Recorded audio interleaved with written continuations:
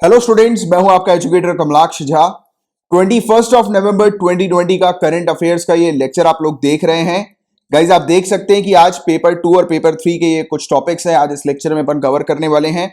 And आप में से जो भी स्टूडेंट्स पहली बार इस लेक्चर को देख रहे हैं और अगर आप सिविल सर्विसेज की तैयारी कर रहे हैं तो आपके लिए मैंडेटरी है इस चैनल को सब्सक्राइब करना और रेगुलर बेसिस पर मेरे द्वारा प्रोवाइड किए जा रहे जो लेक्चर्स हैं उनको आपको ध्यान से देखना है। और मैं जो भी लेक्चर्स के दौरान आपको इंस्ट्रक्शंस देता हूं, गाइडलाइंस देता हूं, उसको आपको रिलीजियसली फॉलो करना है। ये मैं इसलिए आपको बोल रहा हूं क्योंकि जो यहां पर टॉपिक्स मैं आपको पढ़ाता हूं उन्हीं टॉपिक से रिलेटेड आपसे सिविल सर्विसेज में क्वेश्चन पूछे जाते हैं। और ये मैं सिर्फ ऐसे ही नहीं बोलता हूं, इसके आपको प्रूफ्स भी मिल जाएंगे डिस्क्रिप्शन पर। प्रूफ्स वीडियो आपको मिल जाएंगे, आप लिंक्स मिल जाएगी वीडियोस की, देख लीजिए उनको। अभी यूपीएससी 2020 जो गया है और स्टेट सिविल सर्विसेज की बात करें तो यूपीपीसीएस 2020 जो अभी गया है एग्जाम, तो आप खुद ही देख सकते हैं कि मेरे द्वारा प्रोवाइड किए गए टॉपिक्स में से कितने सारे क्वेश्चंस आपको डायरेक्टली वहां पर मिले हैं। राइट, आप खुद देखिएगा और आप खुद एनालाइज कीजिएगा और एनालाइज करने के बाद रेगुलरली यहां पर चैनल पर आपको वीडियोस को देखना है अगर आपको गारंटीड सक्सेस चाहिए तो। राइट, एंड गाइज अगर आप चाहें तो मंथली पीडीएफ पेड पैकेज को भी ज्वाइन कर सकते हैं। इसकी फीस बहुत ही कम है, मिनिमम 100 रुपीज पर मंथ की इसकी फीस है, जहां पर आपको बहुत सारी फैसिलिटीज मिलती है। डेली लेक्चर्स की पीडीएफ मिलती है, डेली हैंडआउट्स मिलते हैं, वीकली कंपाइलेशन आपको प्रोवाइड किया जाता है मतलब पीडीएफ्स का, और साथ ही साथ आपको मंथली मैगजीन भी प्रोवाइड की जाती है जिसको आप प्रिंट आउट करा सकते हैं। साथ ही साथ आपके लिए कॉम्प्लीमेंट्री आपकी प्रैक्टिस के लिए सिविल सर्विसेज एग्जामिनेशन के ऊपर based minimum 150 questions current affairs के मैं आप लोग को प्रोवाइड कराता हूं इस पैकेज के अंदर। राइट, तो आप चाहें तो इस पैकेज को भी ज्वाइन कर सकते हैं। और अगर आपको जनवरी से लेकर जुलाई तक की मैगजीन्स चाहिए तो वो उसकी जो फीस है वो 300 रुपीज है, टोटल 7 मंथ्स की मैगजीन की, जिसको भी आप ले सकते हैं। और बाकी अगस्त मंथ से 100 रुपीज पर मंथ पीडीएफ की कॉस्ट है। राइट, और साथ ही साथ एनसीईआरटी का एक बैच चल रहा है, हाईली रिकमेंडेड। अगर आप सीरियसली सिविल सर्विसेज की तैयारी कर रहे हैं, नेक्स्ट ईयर अपीयर हो रहे हैं, तो डेफिनेटली एनसीईआरटी पेड पैकेज को ज्वाइन कीजिएगा। और सेल्फ स्टडी का टेस्ट सीरीज का पैकेज है वो, उसके बारे में पूरी डिटेल्स मैंने नीचे वीडियो आपको मिल जाएगा डिस्क्रिप्शन पर, वो वीडियो आप देखिए, उस पर पूरी डिटेल्स मैंने आप लोग के लिए रखी हुई है। राइट, और चैनल जरूर सब्सक्राइब कर लेना, बेल आइकन पे जरूर हिट कर लेना। साथ ही साथ अगर आप फेसबुक पर हैं तो मेरे नाम को सर्च करके मुझे ऐड भी कर सकते हैं। और पेड पैकेज से रिलेटेड कोई भी और अगर आपको इन्फॉर्मेशन चाहिए, कोई डाउट आ रहा है, तो सिंपली आप मुझे फेसबुक पर मैसेज करके डाउट जो है वो पूछ सकते हैं, या फिर ये मेरा नंबर है 9713282838। कॉल कोई मत कीजिएगा, सिर्फ इस नंबर पर आप टेलीग्राम कीजिए या फिर एसएमएस कीजिए, मैं विद इन 24 आवर्स आपको रिप्लाई कर दूंगा आपकी जो भी क्वेरी होगी उस पर। ठीक है, तो चलिए आप अब लेक्चर पर फोकस करते हैं, ज्यादा आपका समय नहीं वेस्ट करते हुए। सो गाइस, पेपर 1 से रिलेटेड आज कोई टॉपिक नहीं आया है, तो डायरेक्टली अपन पेपर 2 के टॉपिक्स की तरफ आगे बढ़ रहे हैं। पहली न्यूज जो है पेपर 2 के अंदर, इसमें बात हो रही है गऊ कैबिनेट के बारे में, गऊ कैबिनेट या फिर काउ प्रोटेक्शन कैबिनेट के बारे में। तो क्वेश्चन आपसे डायरेक्टली पूछा जा सकता है कि गऊ कैबिनेट किस स्टेट के अंदर हम लोग को देखने को मिलने वाली है। तो याद रखिएगा मध्य प्रदेश। ये अभी सेटअप नहीं हुई है, मध्य प्रदेश सरकार अभी डिसाइड कर रही है कि ये गऊ कैबिनेट को सेटअप करेगी, काउ प्रोटेक्शन कैबिनेट को सेटअप करेगी। ये बेसिकली काउस के प्रोटेक्शन और प्रमोशन के पर्पस के लिए कैबिनेट कार्य करेगी, काम करेगी। तो अलग से काउ के प्रोटेक्शन के लिए कैबिनेट हम लोग को मध्य प्रदेश के अंदर देखने को मिलने वाली है आने वाले समय में। और इस कैबिनेट के अंदर वेरियस डिपार्टमेंट्स होने वाले हैं, जैसे कि animal husbandry, forest, panchayat and rural development, revenue, home and farmers welfare departments इसका ही पार्ट होंगे, इस कैबिनेट का ही पार्ट होंगे। तो बस ये बेसिक सी चीज है जिसके बारे में बस आपको एक जानकारी होनी चाहिए। सो गाइस, अब इस न्यूज की बात करें तो अगर डायरेक्टली आपसे पूछा जाए कि महाजन कमेटी या महाजन कमीशन किससे एसोसिएटेड है, तो आपको याद रखना है कि महाराष्ट्र और कर्नाटका के बीच में जो बॉर्डर डिस्प्यूट्स हैं, जो इश्यूज हैं, उनसे रिलेटेड ये महाजन कमीशन हम लोग को देखने को मिलता है। ये महाराष्ट्र और कर्नाटका बॉर्डर डिस्प्यूट से रिलेटेड है। तो ये हम लोग यहां पर समझेंगे कि महाराष्ट्र और कर्नाटका के बीच में जो बॉर्डर डिस्प्यूट्स है वो क्या थे, कैसे शुरू हुए थे, तो पूरी डिटेल में उसके बारे में बात करेंगे। और महाजन कमेटी का क्या रोल था उसको भी अपन समझेंगे। राइट, बट बिफोर दैट ये टॉपिक न्यूज में क्यों आया था, हालांकि that is not at all important for you, but फिर भी जान लो कि अभी रिसेंटली महाराष्ट्र के deputy chief minister Ajit Pawar ji ने रिसेंटली एक कॉन्ट्रोवर्शियल स्टेटमेंट दिया था। और जो ये स्टेटमेंट था ये महाराष्ट्र कर्नाटका बॉर्डर डिस्प्यूट से ही एसोसिएटेड था। तो दैट्स व्हाई इस टॉपिक को अपन कवर कर रहे हैं। तो देखिए, ये डिस्प्यूट, ये विवाद शुरू कैसे हुआ इसको सबसे पहले समझते हैं। तो इसको समझने के लिए थोड़ा सा हिस्ट्री में जाना पड़ेगा। तो आपको पता है इसकी अलग अलग प्रोविंस ब्रिटिश एम्पायर के समय पे हम लोग को देखने को मिलती थी, अलग अलग प्रेसिडेंसीज हुआ करती थी। तो वैसे ही बॉम्बे प्रेसिडेंसी थी। मैप में मैं आपको दिखाऊंगा, मैप में आप देखिए तो और बेटर तरीके से समझोगे ये वाली जो टेरिटरी है ये बॉम्बे प्रेसिडेंसी की टेरिटरी आपको दिखाई दे रही है, राइट। और ये वाला जो मैप है, हालांकि लेटेस्ट मैप नहीं है ये, बट फिर भी एक आइडिया लेने के लिए सिर्फ महाराष्ट्र और कर्नाटका की तरफ आप देखो तो ये लेटेस्ट मैप हम लोग को यहां पर नजर आ रहा है, देखने को मिल रहा है। और आपको पता है गाइस कि 1956 में एक कानून लाया गया था, स्टेट रीऑर्गेनाइजेशन एक्ट। राज्यों को क्रिएट किया गया लैंग्वेज के आधार पर, कुछ टेरिटरीज को अलग किया गया, बाइफरकेट किया गया लैंग्वेज के आधार पर, राइट। यानी कि जिस भी क्षेत्र पर मेजोरिटी लैंग्वेज बोलने वाले जो लोग हैं, यानी कि मेजोरिटी ऑफ पीपल एक लैंग्वेज बोलते हैं, तो उस क्षेत्र को जो है वो स्टेट के तौर पर डिक्लेयर किया गया। तो ये लैंग्वेज के आधार पर डिवीजन और एडमिनिस्ट्रेटिव लाइंस के आधार पर डिवीजन हम लोग को स्टेट रीऑर्गेनाइजेशन एक्ट 1956 के तहत देखने को मिला था। तो इसके बारे में थोड़ा बहुत तो शायद आप लोगों ने पढ़ा ही होगा और आपको इसके बारे में आइडिया है ही। तो यहां पर हम लोग क्या देख रहे हैं कि इस क्षेत्र पर जो रहने वाले जो लोग थे, बॉम्बे प्रेसिडेंसी में रहने वाले जो लोग थे, ये अलग अलग भाषा बोलते थे, यानी कि डाइवर्सिफाइड ग्रुप ऑफ पॉपुलेशन हम लोग को यहां पर देखने को मिलती थी, राइट। अब क्या हुआ कि जब 1956 का स्टेट रीऑर्गेनाइजेशन एक्ट आया तो उस समय कुछ एरियाज को बॉम्बे प्रेसिडेंसी के इसको कर्नाटका के अंदर शामिल कर दिया गया और यहीं पर ही ये पूरा विवाद है, इसी क्षेत्र को लेकर पूरा ये इशू है और इससे ज्यादा और कुछ इस टॉपिक के अंदर नहीं है। बट फिर भी अपन कुछ चीजें जानेंगे, बट मेनली जो पूरा टॉपिक है वो इसी के अंदर ही है, राइट। तो अब मैप में आप देखो कौन सा एरिया है ये, तो उसके लिए उसको अच्छे से समझने के लिए हम लोग रेफरेंस के तौर पर गोवा को देखेंगे। आप देखिए गोवा को देखिए, तो गोवा से आप ऐसा देख सकते हो कि गोवा के बीच से ही लगभग हम लोग को ये डिवीजन देखने को मिल रहा है महाराष्ट्र और कर्नाटका के बीच में। बट बॉम्बे प्रेसिडेंसी में आप देखो गोवा ये है, इसके नीचे तक थी बॉम्बे प्रेसिडेंसी। तो कुल मिलाकर ये वाला जो क्षेत्र है, राइट, यानी कि अगर आप इस पर्टिकुलर फोटो को देखेंगे तो आप ये वाला क्षेत्र पूरा आपको दिखाई देगा और इंक्लूडिंग दिस वन ऑल्सो। तो ये पूरा क्षेत्र जो है, इस क्षेत्र को लेकर विवाद है और स्पेशली ऊपर वाले क्षेत्र को लेकर, इन क्षेत्रों को लेकर पूरा विवाद है। आज की डेट में कर्नाटका के अंदर कुछ डिस्ट्रिक्ट्स हैं, राइट, जो कि हम लोग को देखने को मिलती है। कौन सी डिस्ट्रिक्ट्स? तो विजयपुरा, बेलगावी, धारवाड़ और उत्तर कन्नड़। तो ये कुछ डिस्ट्रिक्ट्स हैं जिनके ऊपर क्लेम करती है बॉम्बे, यानी कि महाराष्ट्र, जिनके ऊपर क्लेम करती है कि ये डिस्ट्रिक्ट्स महाराष्ट्र की टेरिटरी के अंदर आनी चाहिए, जो कि आज की डेट में कर्नाटका की टेरिटरी में है according to state reorganisation act 1956, right. तो ये था पूरा। और 1948 में, यानी कि देखो ये इशू तो यहां पर चल ही रहा था जो अपन ने देखा अभी कि आज की डेट में यही वाला इशू है।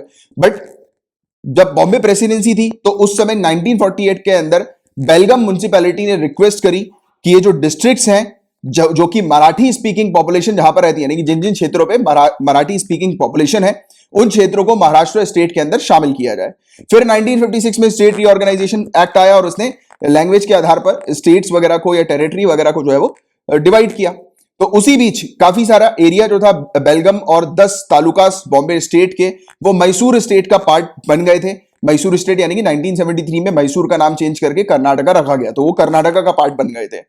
फिर उस समय जब विवाद ये पूरा सामने आया, इश्यूज होना शुरू हो गए, यानी कि जो रीऑर्गेनाइजेशन ऑफ स्टेट्स कमीशन जो था, इसने जो तालुकास को इंक्लूड किया था कि यानी कि ये जो बेलगाम और 10 तालुकास को जो इंक्लूड किया था, तो इस पर जब क्वेश्चनिंग उठना शुरू हुई, यानी कि जब इन्होंने अपोज करना शुरू किया महाराष्ट्र ने, तब उस समय स्टेट रीऑर्गेनाइजेशन एक्ट कमीशन जो था, इसका कहना यह था कि यहां पर इन क्षेत्रों पर, जिन क्षेत्रों को कर्नाटका का पार्ट जो है वो घोषित किया है, मैसूर का पार्ट जो डिक्लेयर किया है, तो उन क्षेत्र पर 50% से ज्यादा पॉपुलेशन जो है वो कन्नड़ स्पीकिंग हम लोग को देखने को मिलती है। बट महाराष्ट्र का कहना यह था कि 1956 में यहां पर जो लोग रह रहे हैं मेजर तौर पर, मेजोरिटी तौर पर वो मराठी स्पीकर्स हैं, ना कि कन्नड़, राइट। तो ये चीज यहां पर पूरा इशू इस प्रकार का देखने को मिला था। और सितंबर 1957 में बॉम्बे सरकार ने जो है वो सेंटर के सामने प्रोटेस्ट करना शुरू किया, केंद्र के सामने प्रोटेस्ट करना शुरू किया, और इसी प्रोटेस्ट को देखते हुए फिर एक कमिटी जो है वो तैयार की गई। और ये कमिटी जो थी, जिसको हम लोग महाजन कमिटी के नाम से जानते हैं या महाजन कमीशन के नाम से जानते हैं, इस कमिटी को हेड कर रहे थे फॉर्मर ऑनरेबल चीफ जस्टिस मेहर चंद महाजन जी। और ये कमिटी 1966 में सामने लाई गई और फिर एक साल के बाद इस कमिटी ने अपनी रिपोर्ट सबमिट करी और रिपोर्ट के तौर पर भी इस कमिटी ने मैसूर के यानी कि कर्नाटका के फेवर में पूरा अपना डिसीजन दिया था। यहां पर कहा गया था कि बेलगाम और 247 गांव ये कर्नाटका के पास में ही रहेंगे और 264 गांव ये ट्रांसफर किए जाएंगे महाराष्ट्र को। तो ये चीज यहां पर इस कमीशन ने कही थी, बट महाराष्ट्र ने इस कमीशन को, इस कमेटी की जो रिपोर्ट थी उसको एक्सेप्ट नहीं किया, उसको रिजेक्ट कर दिया और कहा कि बायस तरीके से और इलॉजिकल तरीके से इसने अपना रिव्यू दिया है और इन्होंने डिमांड करी कि और भी नई कमेटी तैयार की जाए और भी इसके ऊपर विचार किया जाए, रिव्यू किया जाए, जैसे कि महाराष्ट्र के कंट्रोल में बेलगाम टेरिटरी चली जाए और जो ये क्लेम कर रहे हैं डिस्ट्रिक्ट्स के ऊपर वो एरिया महाराष्ट्र के कंट्रोल में चला जाए। बट कर्नाटका को इससे कुछ प्रॉब्लम थी नहीं, कर्नाटका खुश थी, राइट। और कर्नाटका ने इनकी इस रिपोर्ट को वेलकम भी किया था और आज की डेट में ये जो टेरिटरी हम लोग को देखने को मिल रही है ये स्टेट रीऑर्गेनाइजेशन एक्ट के आधार पर ही देखने को मिल रही है। बट महाराष्ट्र इसके ऊपर अपना क्लेम कर रहे हैं कि ये टेरिटरी महाराष्ट्र को दी जाए। तो सिंपल सा बस ये टॉपिक था और इतना ही बस आप लोग को जानना है, इससे ज्यादा और डिटेल में आप लोग के लिए जाने की आवश्यकता नहीं है, इतनी अंडरस्टैंडिंग मोर देन सफिशिएंट है, राइट। अब नेक्स्ट टॉपिक की तरफ आगे बढ़ते हैं। अब गाइस यहां पर थोड़ी सी बात करेंगे ईरान के बारे में और 2015 में जो न्यूक्लियर डील हुई थी तो उसको भी अपन डिस्कस करेंगे और ये टॉपिक न्यूज में क्यों आया था तो उसके बारे में भी मैं आपको बताऊंगा। पहले अपनी अच्छी अंडरस्टैंडिंग डेवलप करो, जो मैं बोल रहा हूं सिर्फ उसको ध्यान से सुनो। तो देखो गाइस, न्यूक्लियर डील, तो ये न्यूक्लियर डील कब हुई थी? ये 2015 में हुई थी। ये 2015 में जो न्यूक्लियर डील हुई थी वो स्पेसिफिकली ईरान को कंट्रोल करने के लिए हुई थी। अब आप जानते हैं गाइस ईरान के पास्ट के बारे में कि ईरान जो है वो न्यूक्लियर बॉम्ब्स वगैरह बनाता है, इस प्रकार के वेपन्स बनाता है, राइट, न्यूक्लियर वेपन्स वगैरह। तो इसकी इस एक्टिविटी को कंट्रोल करने के लिए काफी सालों से यूनाइटेड नेशन सिक्योरिटी काउंसिल में डिस्कशन होता था, यूनाइटेड नेशन जनरल असेंबली में डिस्कशन होता था, बट ईरान को कैसे कंट्रोल करें इसके लिए कोई भी ऐसा डिसीजन नहीं मिल पाता था, या फिर कई बार ईरान को कहा जाता था बट ईरान मानता नहीं था। तो इन लोगों ने प्रेशर भी क्रिएट करने की कोशिश करी अलग अलग मोड से, बट ईरान मान नहीं रहा था। बट 2015 में एक ऐसी स्थिति डेवलप हुई जिसके चलते ये P5 कंट्रीज जो है उनको मौका मिल गया ईरान के साथ डील करने का। अब ये कैसे मौका मिला? तो 2015 से पहले ईरान की इकोनॉमी बिल्कुल डाउन होती जा रही थी, यानी कि हालत खराब थी उसकी इकोनॉमी की, राइट। अब इस समय क्या किया, ये P5 नेशन ने ये चीज देखी कि यार एक कंट्री जो है उसकी इकोनॉमी डाउन हो रही है, ईरान की इकोनॉमी डाउन हो रही है, और इस समय अगर ईरान के ऊपर हम लोग इकोनॉमिकली प्रेशर क्रिएट कर दें तो क्या होगा, ईरान टोटली कोलैप्स हो जाएगी। क्योंकि कोई भी कंट्री है गाइस वो किससे जानी जाती है? उसकी इनकम से, उसकी इकोनॉमी से। किसी भी कंट्री के अंदर ग्रोथ और डेवलपमेंट कर रहा है तो उसके लिए चाहिए उस कंट्री को पैसा, और पैसा कहां से आता है? पैसा जब एक कंट्री एक्सपोर्ट करती है सामान वगैरह को तो उस कंट्री के पास पैसा आता है। अब ईरान के पास ऑयल वगैरह हम लोग को देखने को मिलता है, तो एक उसके पास लास्ट रिजॉर्ट था, लास्ट उम्मीद थी ऑयल। बट 2008 के जो इकोनॉमिक क्राइसिस के बाद ईरान की हालत खराब होती चली गई, खराब होती चली गई। फिर 2015 के समय पर इन कंट्रीज ने, P5 कंट्रीज ने ईरान के ऊपर लगा दिए इकोनॉमिक सैंक्शन और ईरान को बिठाया टेबल पे और उससे डील करी कि अगर तुम चाहते हो इस इकोनॉमिक सैंक्शन से बचना तो तुम्हें अपने न्यूक्लियर वेपन्स जो तुम प्रोडक्शन कर रहे हो उसको तुम्हें कंट्रोल करना पड़ेगा, यूरेनियम एनरिचमेंट को कंट्रोल करना होगा, क्योंकि वो यूरेनियम निकालता था ईरान, तो उसको कंट्रोल करने के लिए, उस पर लिमिट लगाने के लिए ये पेपर उसके सामने रख दिया और ये कहा कि हम तुम्हारी इकोनॉमी से निकलने में मदद करेंगे और ये तभी पॉसिबल हो पाएगा जब तुम न्यूक्लियर वेपन्स को बनाना कम करोगे, न्यूक्लियर प्रोडक्शन करना कम करोगे। तो ये ऐसी डील करी थी, एक डिप्लोमेटिक डील थी ये, और ये डील तभी पॉसिबल हो पाई जब ईरान की इकोनॉमिक सिचुएशन वर्स्ट हो गई थी। और अगर उस समय ईरान की इकोनॉमिक सिचुएशन वर्स्ट नहीं हुई होती तो ये कंट्रीज जो है वो इस प्रकार की डील कभी नहीं कर पाती ईरान के साथ। तो ये कंसेप्ट भी आप लोग को याद रखना जरूरी है, राइट। ईरान की इकोनॉमी डाउन होने की वजह क्या है? पूरे दुनिया भर की इकोनॉमी डाउन हो ही रही थी। 2008 का इकोनॉमिक क्राइसिस जो हमने देखा था तो उसके बाद से इशू होना शुरू हो गए थे, राइट। तो ईरान की हालत खराब थी और उसी बीच ये P5 कंट्रीज ने मिलकर ईरान के ऊपर ऐसा सैंक्शन इंपोज किया कि कोई भी कंट्री ईरान के साथ किसी भी प्रकार की डील नहीं कर सकती, कोई भी ट्रेड नहीं करेगा ईरान के साथ किसी भी प्रकार का। और एक कंट्री को अगर ग्रोथ करनी है, इनकम एक कंट्री की जो चाहिए होती है वो तभी पॉसिबल हो पाती है जब वो कंट्री एक्सपोर्ट करती है, राइट। बट ईरान के साथ ये सिनेरियो खत्म हो चुका था और उस इकोनॉमिक सैंक्शन के बाद तो बिल्कुल ही ईरान घुटने पे आ गया था। फिर ईरान ने बोला कि हाँ वो इस डील को साइन करेगा और डील को साइन करने के बाद अपने यूरेनियम एनरिचमेंट को लिमिट कर देगा, यानी कि न्यूक्लियर वेपन्स वगैरह ये बनाएगा नहीं। तो ये आपने एक अंडरस्टैंडिंग आपकी क्रिएट हो गई है, ठीक है, कि ईरान के साथ ये डील होने के पीछे क्या कारण था। अब आगे की बात करें, आज के सिनेरियो की बात करें और पिछले 2 साल की अगर हम लोग बात करें तो आप जानते हो ईरान और यूएसए के बीच में टेंशंस बहुत ज्यादा बिल्डअप हुई हैं इन पिछले 2 सालों में डोनाल्ड ट्रंप एडमिनिस्ट्रेशन के दौरान। हालांकि यूएसए और ईरान के रिलेशंस बहुत लॉन्ग टर्म से बिल्कुल सही नहीं है, ये बिल्कुल कट्टर दुश्मन है एक दूसरे के, राइट। बट इनकी जो टेंशंस है वो अभी रिसेंटली 2-3 सालों के बीच में और ज्यादा बढ़ गई। ये बढ़ी इसलिए क्योंकि डोनाल्ड ट्रंप ने ईरान के ऊपर सैंक्शन इंपोज कर दिया, फिर से इकोनॉमिक सैंक्शन, और ये कहा कि कोई भी कंट्री ईरान के साथ किसी भी प्रकार की डील नहीं करने वाली है। तो ईरान ने ये बोला कि जो 2015 से जो मेरी हालत थी और 2015 में जो मुझे आप लोगों ने ये सपोर्ट किया था, नहीं कि ये P5 कंट्रीज ने जो सपोर्ट प्रोवाइड किया था 2015 में इस एग्रीमेंट के थ्रू ईरान को, वो सेम चीज तो अब यूएसए कर रहा है ईरान के साथ। तो इसलिए ईरान ने फिर बोल दिया कि ये अपना यूरेनियम इनरिचमेंट जो है, यानी कि प्रोडक्शन जो है यूरेनियम का, वो इंक्रीज कर देगा, यानी कि न्यूक्लियर वेपन्स ये फिर से बनाना अपने शुरू कर देगा। राइट, तो ये मैसेज जो है वो उसने अभी कुछ समय पहले ही, कुछ महीनों पहले ही दे दिया था सभी जगह, यानी कि ऑल ओवर द वर्ल्ड, क्योंकि कोई भी कंट्री इसके साथ ट्रेड नहीं कर पा रही थी, डील नहीं कर पा रही थी, क्योंकि यूएसए ने क्लियर बोल दिया था कि अगर कोई भी कंट्री ईरान के साथ ट्रेड करेंगी, डील करेंगी, तो यूएसए जो भी कंट्री ईरान के साथ ट्रेड कर रही है, डील कर रही है, उसका भी दुश्मन बन जाएगा और उस कंट्री के ऊपर भी इकोनॉमिक सैंक्शन लगा देगा। तो कोई कंट्री डील कर ही नहीं रही थी ईरान के साथ, तो फिर से ईरान उसी सिचुएशन पे आ गया था जो सिचुएशन उसकी 2015 के समय पर थी। तो इसलिए फिर ईरान ने बोल दिया कि मैं फिर से अपने न्यूक्लियर वेपन्स बनाना अपने शुरू कर दूंगा, क्योंकि मेरे पास कोई अब ऑप्शन है नहीं। मैंने डील साइन भी करी 2015 की, उसके बावजूद भी मुझे कुछ फायदा मिल नहीं रहा है। बट अभी की सिनेरियो की बात करें तो अभी नए जो प्रेसिडेंट है यूनाइटेड स्टेट्स के, जॉय बिडेन, तो इनके बारे में अपन ने पिछले हफ्ते भी चर्चा करी थी और अपन ने डिस्कस भी किया था इवन ये वाली बात भी, कि उनने बोला था कि वो ईरान के ऊपर जो लगाए गए इकोनॉमिक सैंक्शन है उसको लिफ्ट करने के ऊपर, उसको हटाने के ऊपर विचार करेंगे। और इसी चीज को सुनते हुए आज की डेट में ईरान कह रहा है कि ईरान न्यूक्लियर डील को वापस से फॉलो करना शुरू कर देगा, न्यूक्लियर डील में मेंशन्ड प्रोविजंस को फॉलो करना शुरू कर देगा अगर उसके ऊपर यूएसए सैंक्शन हटा देता है। तो यानी कि यूएसए अगर उसके ऊपर से सैंक्शन को लिफ्ट कर देता है तो फिर से वो न्यूक्लियर डील को फॉलो करेगा।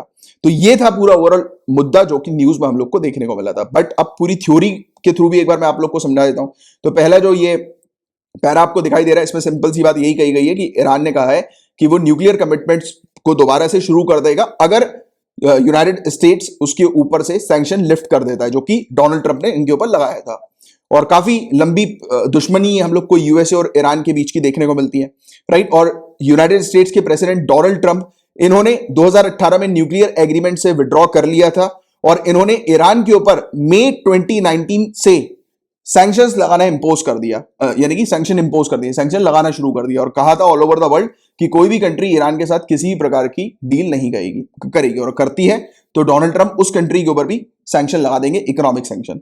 और ट्रंप जो है, इन्होंने ईरान के ऊपर प्रेशर क्रिएट करना शुरू किया और ईरान को ग्लोबली आइसोलेट कर दिया। सेम वही चीज कि कोई भी कंट्री ईरान के साथ किसी प्रकार की डील नहीं करेगी तो ईरान के पास पैसा नहीं आएगा तो ईरान की इकोनॉमी कोलैप्स होना शुरू हो जाएगी, राइट। तो बिडेन ने अभी रिसेंटली प्रपोजल रखा था कि ये ईरान को मौका देंगे, इनके साथ जो है वो एक डिप्लोमेटिक टाइज जो है वो स्टैब्लिश करेंगे, बिल्डअप करेंगे, राइट। और उसी के बाद फिर ईरान का ये स्टेटमेंट सामने आया और अमेरिका को रेजोल्यूशन 2231 को भी फॉलो करना होगा, इंप्लीमेंट करना होगा, राइट, क्योंकि यूनाइटेड स्टेट्स यूनाइटेड नेशन का मेंबर है और यूनाइटेड नेशन सिक्योरिटी काउंसिल का मेंबर है, तो उसके तहत रेजोल्यूशन 2231 को भी अमेरिका को फॉलो करना होगा। और 20 जुलाई 2015 को सिक्योरिटी काउंसिल ने यूनानिमसली अडॉप्ट किया था रेजोल्यूशन 2231 को, जिसके तहत joint comprehensive plan of action हम लोग को देखने को मिलता है। सिंपल सा ये वही चीज है, 2015 की जो डील है ना, उसको अपन joint comprehensive plan of action कहता है, 2015 न्यूक्लियर डील को।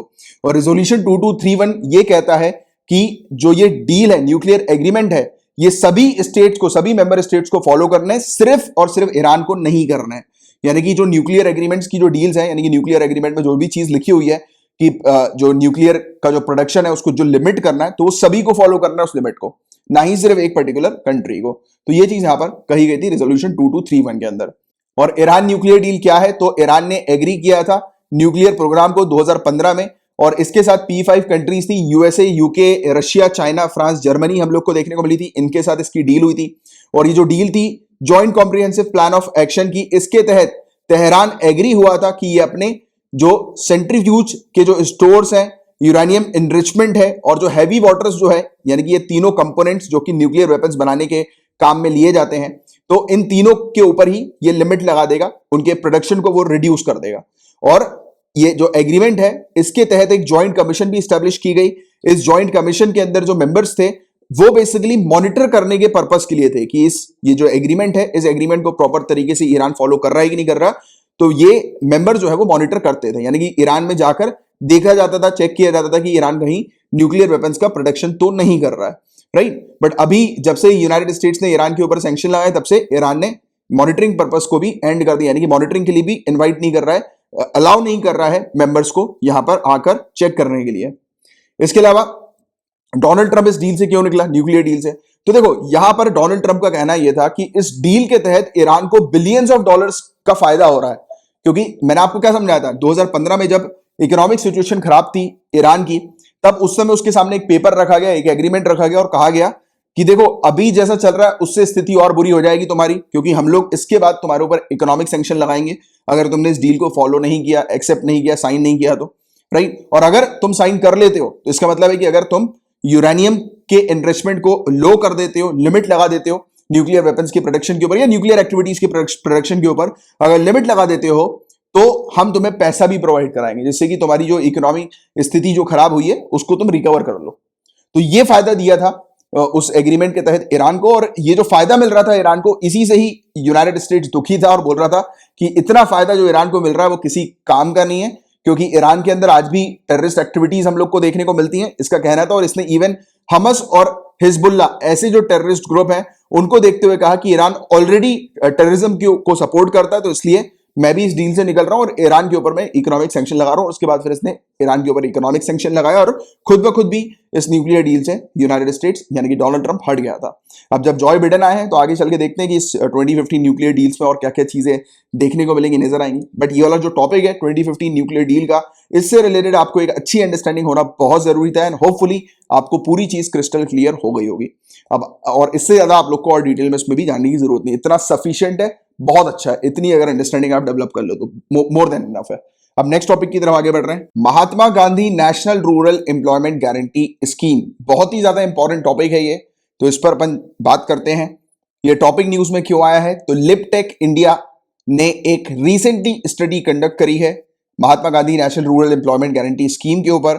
इस स्टडी के थ्रू पता लगा है कि जो भी गांव क्षेत्र में रहने वाले जो वर्कर्स हैं जो कि मनरेगा के अंदर जॉब कर रहे हैं, काम कर रहे हैं, तो उन वर्कर्स को बहुत मजबूरी हो रही है उन वर्कर्स के लिए कि उनको बार बार बैंक जाकर पैसे जो है वो निकालने पड़ रहे हैं। और जब ये बैंक जाते हैं तो उस समय इनका ट्रैवलिंग कॉस्ट लगता है, तो इनकी इनकम का लॉस ही हो रहा है और इनको बहुत सारे चक्कर बैंक्स में जाकर लगाने होते हैं।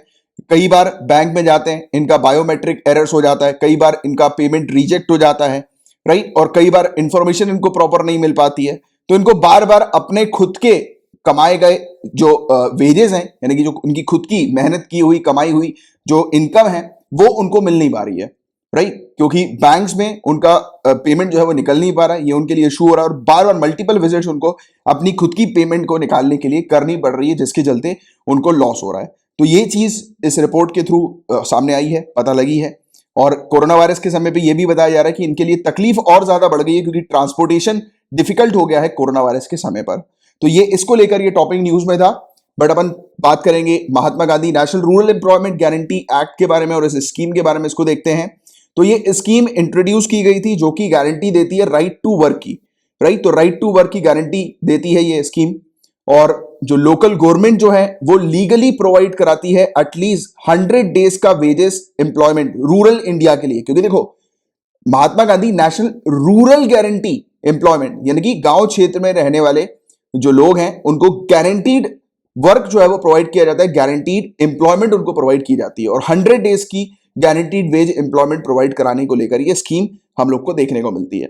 और यहां पर अनस्किल्ड लेबर के लिए जो भी वॉलंटियर करते हैं यानी कि जो भी लोग खुद की इच्छा से ये बोलते हैं कि उनको अनस्किल्ड लेबर्स में काम करना है, यानी कि कंस्ट्रक्शन के वर्क्स वगैरह जो होते हैं ना, तो उसमें उनको अगर काम करना है जिसमें ज्यादा स्किल्स वगैरह की आवश्यकता नहीं होती है, तो जो भी लोग इस चीज के लिए एग्री होते हैं तो उनको इस स्कीम का हिस्सा जो है वो बनाया जाता है। बट इसकी कुछ एलिजिबिलिटी भी है जिसके बारे में भी अपन चर्चा करेंगे। और यहां पर इस स्कीम से क्या फायदे हो रहे हैं, तो देखो इस स्कीम के तहत लोगों को एम्प्लॉयमेंट मिल रही है, गांव क्षेत्र में रहने वाले लोगों को। अब जब लोगों को एम्प्लॉयमेंट मिलती है तो ऑब्वियस ही बात है उनके हाथ में इनकम आती है। अब जब इनकम आती है तो उनका लाइवलीहुड भी काफी अच्छा होता है, बेटर होता है, राइट, उनकी कंडीशन काफी बेटर होती है। तो रूरल पुअर की बेटर कंडीशन के लिए ये स्कीम जो है वो जिम्मेदार है, यानी कि काफी अच्छी पॉजिटिव की तरफ हम लोग को लेकर जा रही है स्कीम। साथ ही साथ रूरल इंडिया के अंदर इंफ्रास्ट्रक्चर डेवलपमेंट होता है, यानी कि यहां पर हम देखते हैं कि वेल्स, कुएं वगैरह बनाए जाते हैं, पॉन्ड्स बनाए जाते हैं, रोड्स बनते हैं, कैनाल्स बनते हैं, क्योंकि गांव क्षेत्र के पास ही ये सब कंस्ट्रक्शन एक्टिविटीज वर्कर्स को प्रोवाइड की जाती है। और गांव क्षेत्र के पास जब ये कंस्ट्रक्शन एक्टिविटीज प्रोवाइड की जाती है तो गांव क्षेत्र का डेवलपमेंट होता है और अर्बन माइग्रेशन रिड्यूस होता है, यानी कि गांव क्षेत्र में रहने वाले लोगों को शहर नहीं जाना पड़ता, राइट, काम ढूंढने के लिए, क्योंकि गांव में ही उनको काम मिल जाता है। तो ये चीज है, तो इसके ये कुछ फायदे हम लोग को देखने को मिल रहा है। एलिजिबिलिटी क्राइटेरिया की बात करें, सबसे पहला क्राइटेरिया इंडियन सिटीजन होना जरूरी है। दूसरा क्राइटेरिया 18 साल की उम्र होना जरूरी है। तीसरा क्राइटेरिया लोकल हाउस होल्ड होना वो इंसान जरूरी है, यानी कि वो उसी गांव क्षेत्र का होना जरूरी है और लोकल ग्राम पंचायत में उसकी एप्लीकेशन होनी चाहिए, राइट, लोकल गांव पर, ये सुनिश्चित करने के लिए कि वो व्यक्ति गांव का ही और उसी एरिया का है जिस एरिया से ये अप्लाई कर रहे हैं इस स्कीम के लिए।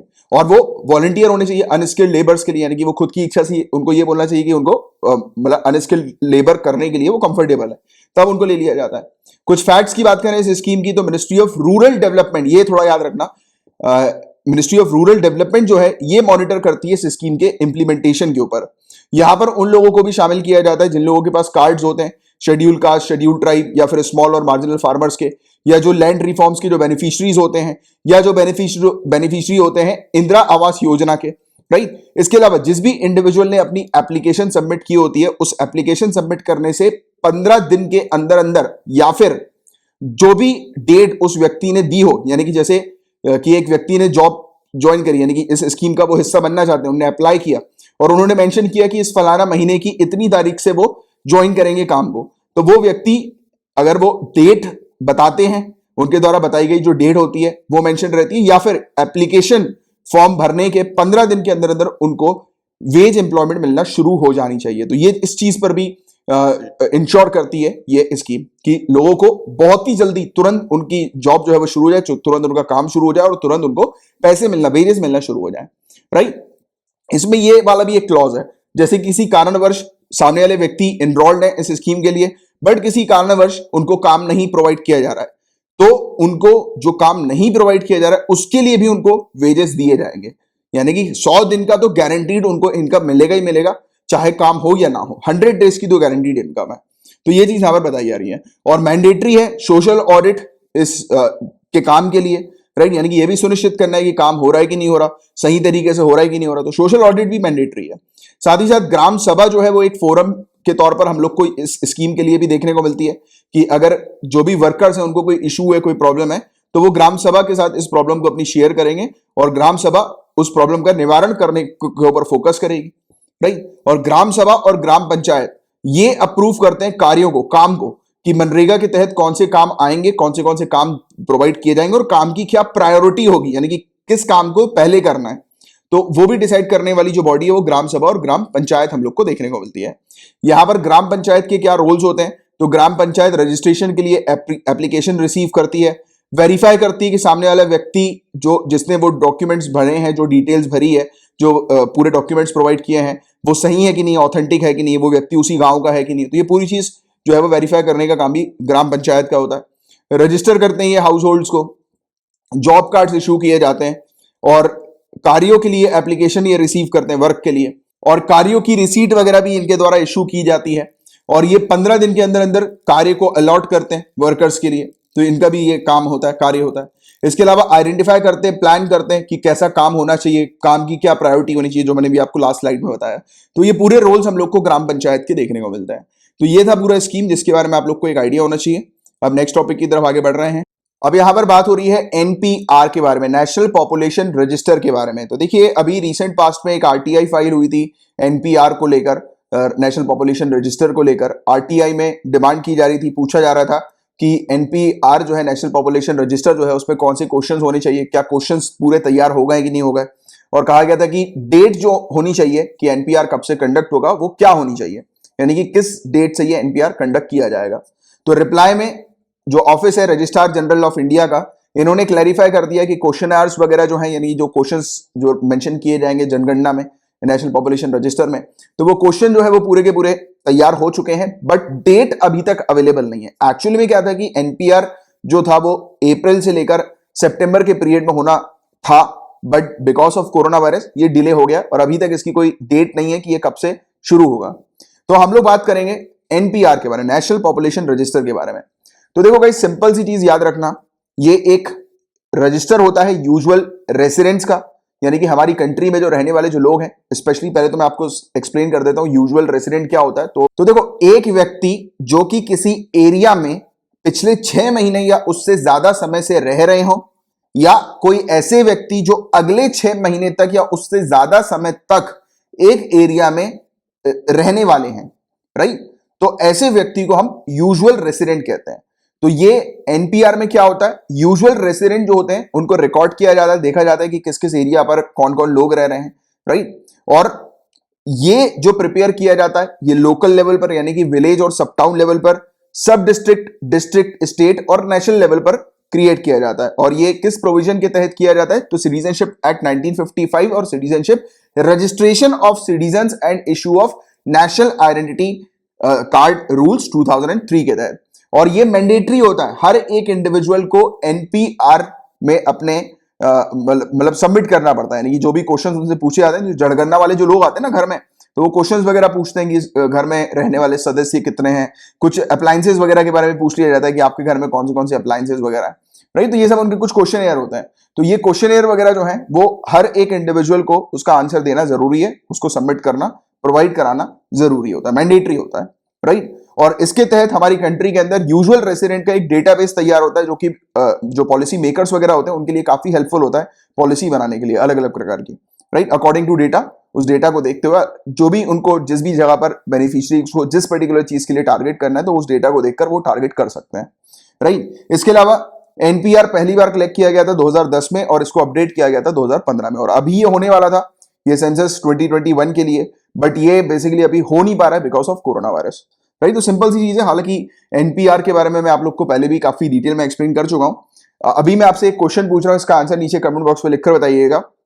एनपीआर नेशनल पॉपुलेशन रजिस्टर और NRC national register of citizen, इसमें क्या डिफरेंस है? इस टॉपिक को काफी डिटेल में मैं एक्सप्लेन कर चुका हूं, तो इसलिए मैं दोबारा से नहीं जाऊंगा। बट अभी आपके लिए टास्क है, आप नीचे कमेंट बॉक्स पर आंसर लिखिएगा और लिख लीजिए कहीं पर कि आपको NRC national register of citizen के बारे में भी पढ़ना है, ठीक है। वो आसाम से एसोसिएटेड जो पूरा केस हमने देखा था एनआरसी का, याद आ रहा है? तो वो चीज है वो। और ये NPR national population register. News की बात करें, हालांकि this thing is not important, और फिर भी जान लो कि इंडिया और कजाकिस्तान के बीच में 7वां राउंड हम लोग को फॉरेन ऑफिस कंसल्टेशन का देखने को मिला था। 7वां दौरा था ये फॉरेन ऑफिस कंसल्टेशन का। इस दौरे के थ्रू जो डिस्कशन हुआ इंडिया और कजाकिस्तान के बीच में, वो political, economic and commercial, energy, defence, space, consular और कल्चरल मैटर्स के ऊपर बेस्ड देखने को मिला था। और एक एमओयू भी सामने आई थी। इस एमओयू के तहत जितने भी कम्युनिटी डेवलपमेंटल प्रोजेक्ट्स हैं, राइट, जो कि हाई इंपैक्ट क्रिएट करते हैं, तो ये कजाकिस्तान के अंदर ऐसे प्रोजेक्ट्स के ऊपर इंडिया ग्रांट प्रोवाइड कराएगी, राइट। तो इंडिया की तरफ से ग्रांट असिस्टेंस हम लोग को देखने को मिलेगा ऐसे प्रोजेक्ट के इंप्लीमेंटेशन के ऊपर जो कि हाई इंपैक्ट क्रिएट करेंगे कम्युनिटी डेवलपमेंट के लिए, राइट। तो इस चीज के ऊपर भी एक एमओयू हम लोग को देखने को मिला, मेमोरेंडम ऑफ अंडरस्टैंडिंग, राइट। तो सिंपल सी चीज आपको इसके बारे में पता होनी चाहिए कि ये न्यूज में था, राइट। इसके अलावा नेक्स्ट टॉपिक जो है ये काफी ज्यादा इंपॉर्टेंट है, फूड सेक्टर से एसोसिएटेड ये टॉपिक है, फूड प्रोसेसिंग से एसोसिएटेड, राइट। तो कैपेसिटी बिल्डिंग कंपोनेंट हम लोग को पीएमएफएमई स्कीम का देखने को मिल रहा है, जिसका अभी रिसेंटली उद्घाटन किया गया है। Union minister for food processing industries, इन्होंने उद्घाटन किया है कैपेसिटी बिल्डिंग कंपोनेंट का।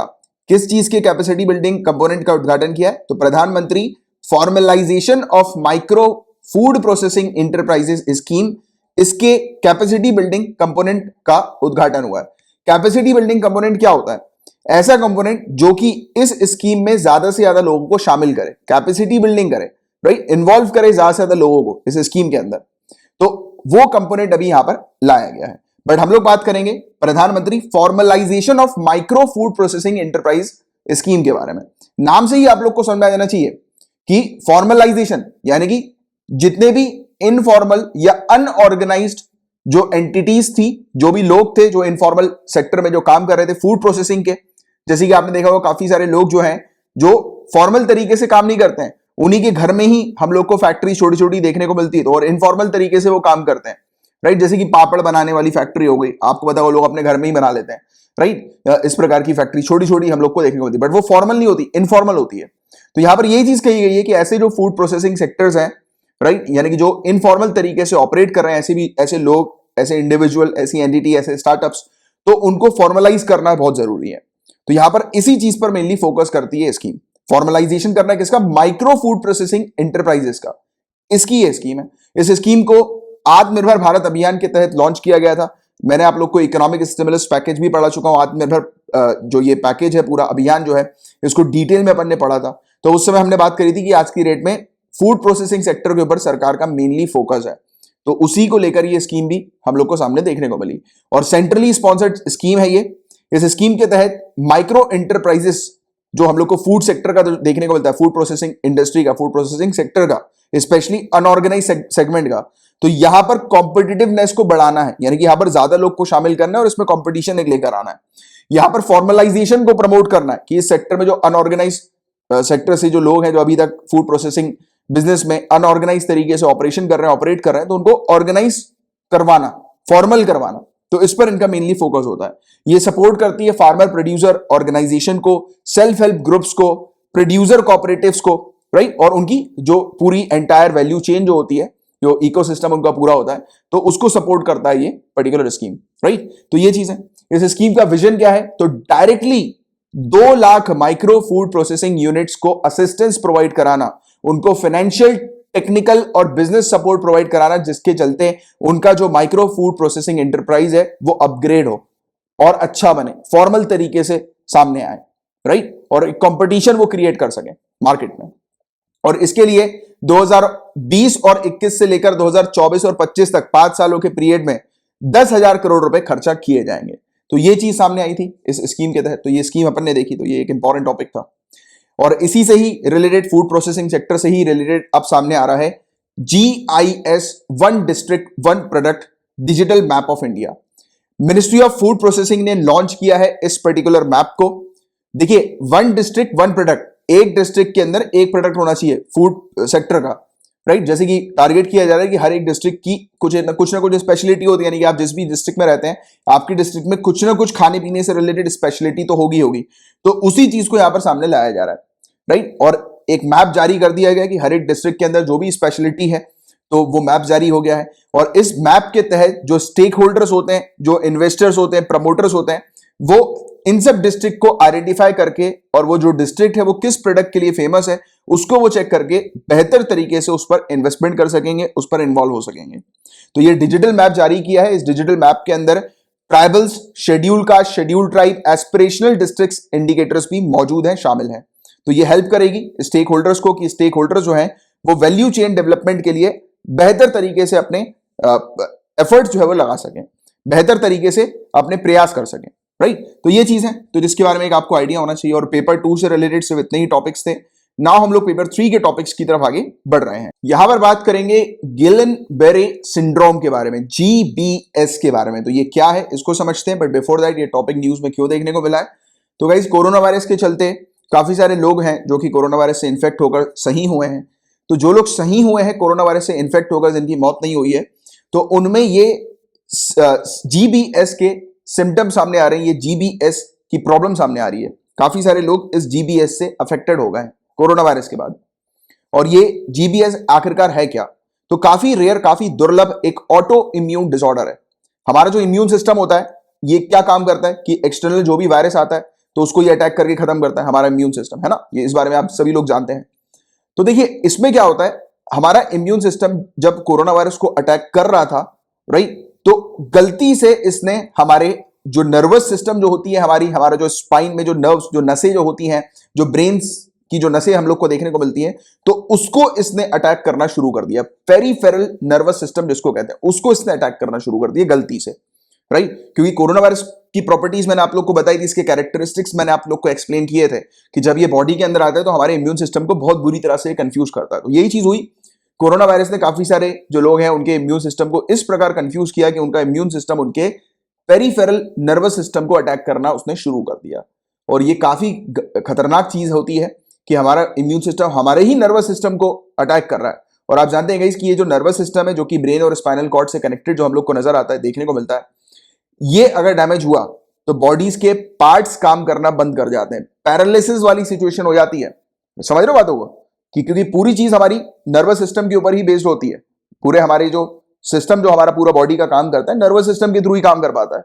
और अगर उसके ऊपर अटैक हो रहा है तो इसका मतलब हमारी बॉडी के वेरियस पार्ट्स वगैरह काम करना बंद कर जाएंगे। और ये चीज ऑब्जर्व की जा रही है काफी सारे लोगों में जिनको कोरोना वायरस हुआ था, कोरोना वायरस से जो अफेक्ट हुए थे, और आज की डेट में वो इस GBS से पीड़ित हैं। तो देखिए कितना खतरनाक है ये कोरोना वायरस। कि सही होने के बाद भी बॉडी को बुरी तरह से डैमेज करके जा रही है।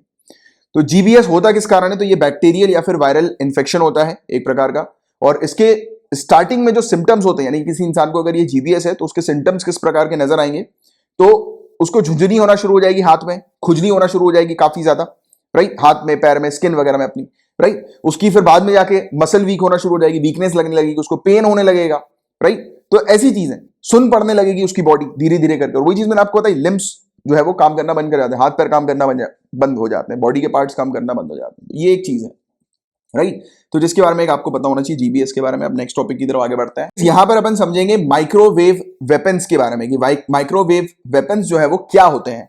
तो इसको समझने से पहले ये टॉपिक न्यूज में क्यों आया था तो उसको देखते हैं। तो अभी कुछ समय से कुछ रिपोर्ट्स चल रही थी, सामने आ रही थी कुछ फेक न्यूज, फेक रिपोर्ट्स वगैरह, जिसमें बार बार बताया जा रहा था कि चाइना की तरफ से माइक्रोवेव वेपन्स का उपयोग किया गया है ईस्टर्न लद्दाख में। इस चीज को रिजेक्ट कर दिया है, डिसमिस कर दिया है इस रिपोर्ट को हमारी इंडियन आर्मी ने, और कहा है कि ये रिपोर्ट जो है वो फेक रिपोर्ट है, फर्जी रिपोर्ट है। और इस रिपोर्ट को साइकोलॉजिकल ऑपरेशन का पार्ट बताया है जो कि बॉर्डर के उस पार से किया जा रहा है।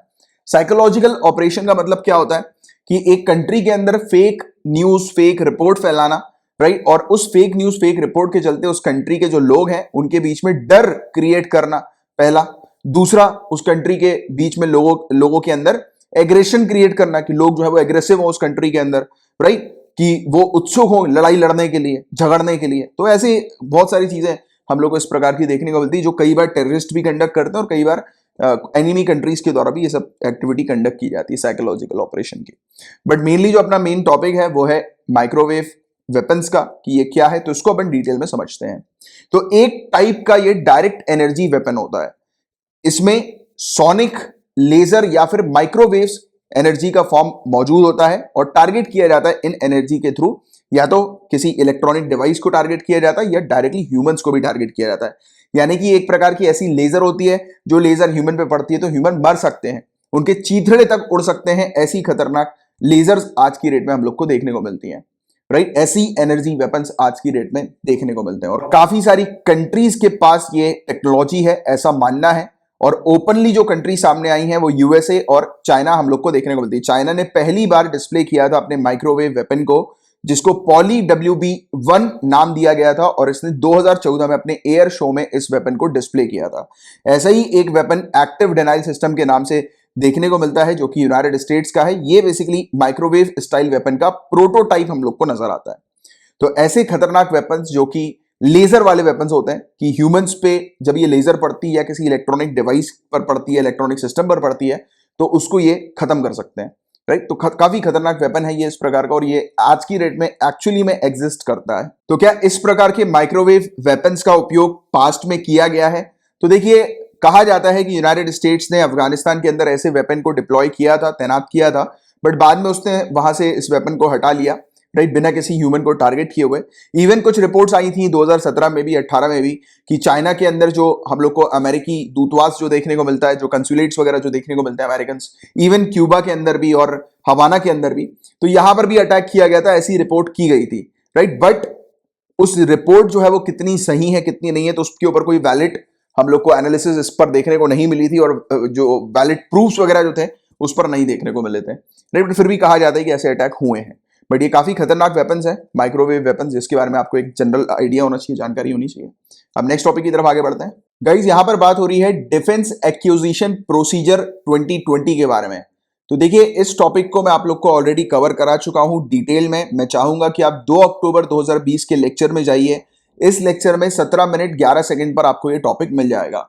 आपको सिंपली यूट्यूब के सर्च कॉलम पे लिखना है 2 अक्टूबर 2020, उसके आगे लिख देना मेरा नाम कमलाक्ष। जो भी आपकी सर्च लिस्ट में सबसे पहला वीडियो आएगा वो यही वाला होगा, अपने 2 अक्टूबर का वीडियो, और इस वीडियो के 17 मिनट 11 सेकंड पे आप जाएंगे तो आपको ये टॉपिक मिल जाएगा, तो उसको जरूर जाकर देख लीजिएगा। तो बताया जा रहा है कि अपनी जो इंडियन एयरफोर्स है ये लीज में देने वाली है ट्रेनर एयरक्राफ्ट और लाइट यूटिलिटी हेलीकॉप्टर्स को, और ये बहुत ही शॉर्ट पीरियड ऑफ टाइम के लिए दिया जाएगा, जब तक हमारे पास खुद का हमारा प्लेटफॉर्म जो है वो बन नहीं जाता, जो कि आज की डेट में अंडर डेवलपमेंट हम लोग को नजर आ रहा है, राइट। और रिसेंटली जो रिलीज किया गया था DAP 2020, इसने अलाउ किया था कि मिलिट्री प्लेटफॉर्म्स को लीज में दिया जाएगा, राइट। और भी क्या चीजें हम लोग को 2020 में देखने को मिली थी। तो सितंबर में ये आया था मतलब ये जो पॉलिसी जो थी ये सितंबर में आई थी, और ये जो न्यू पॉलिसी थी इसने डिफेंस प्रोक्योरमेंट प्रोसीजर 2016 जो था उसको हटा दिया था, उसको बंद कर दिया था, खारिज कर दिया था, और फिर ये नई पॉलिसी हम लोग को देखने को मिलती है। और इसको डिटेल में पूरा जानने के लिए इस वीडियो को जरूर देख लीजिए, पूरा एक्सप्लेन किया हुआ है डिटेल में।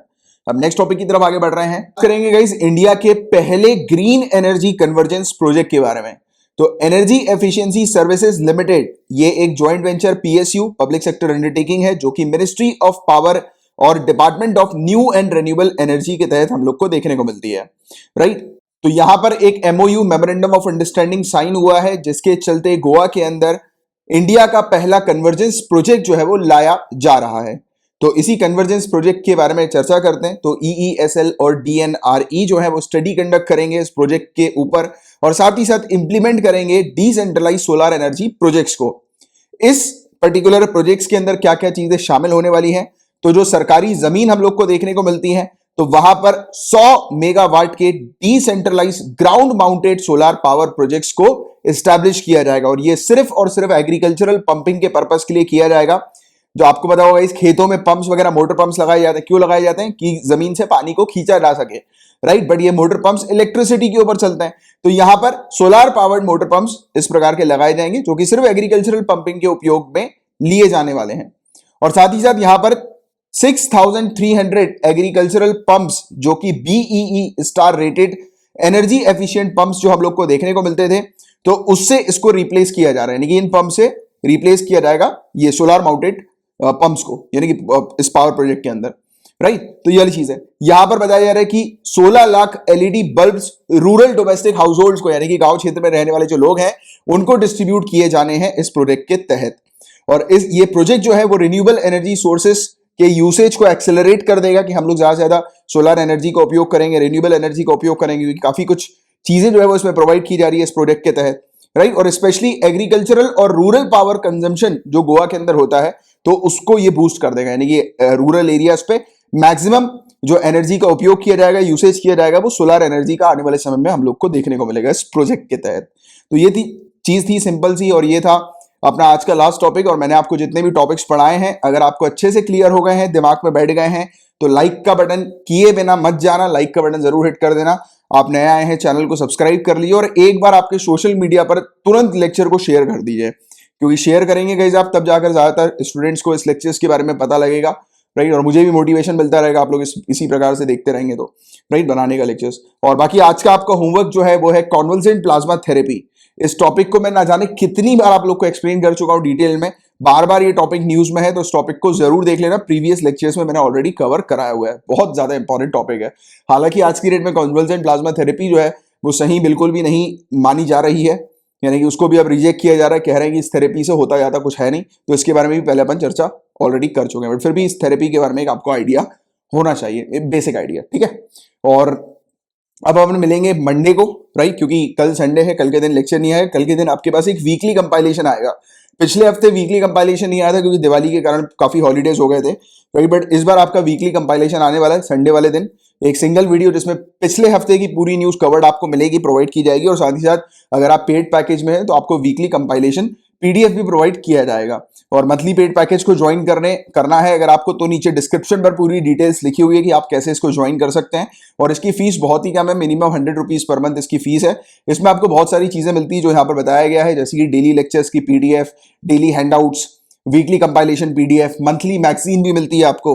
साथ ही साथ कॉम्प्लीमेंट्री बेसिस पर आपको मंथली एमसीक्यू भी प्रोवाइड किए जाते हैं, यानी कि मिनिमम 150 क्वेश्चंस में कॉम्प्लीमेंट्री बेसिस पर आपको प्रोवाइड कराता हूं। इसका अगर आपको पूरा सैंपल देखना है तो नीचे डिस्क्रिप्शन पर सैंपल वीडियो है, वो आप देख सकते हैं और ज्वाइन कर सकते हैं। साथ ही साथ अभी एक एनसीईआरटी का बैच चल रहा है, आप चाहें तो उस बैच को भी जरूर ज्वाइन कीजिएगा। और स्पेशली हाईली रिकमेंडेड है वो बैच उन स्टूडेंट्स के लिए जो 2021 में अपीयर होने वाले हैं, राइट। तो उसके बारे में भी एक वीडियो बना के रखा हुआ है, नीचे डिस्क्रिप्शन पर वीडियो की आपको लिंक मिल जाएगी।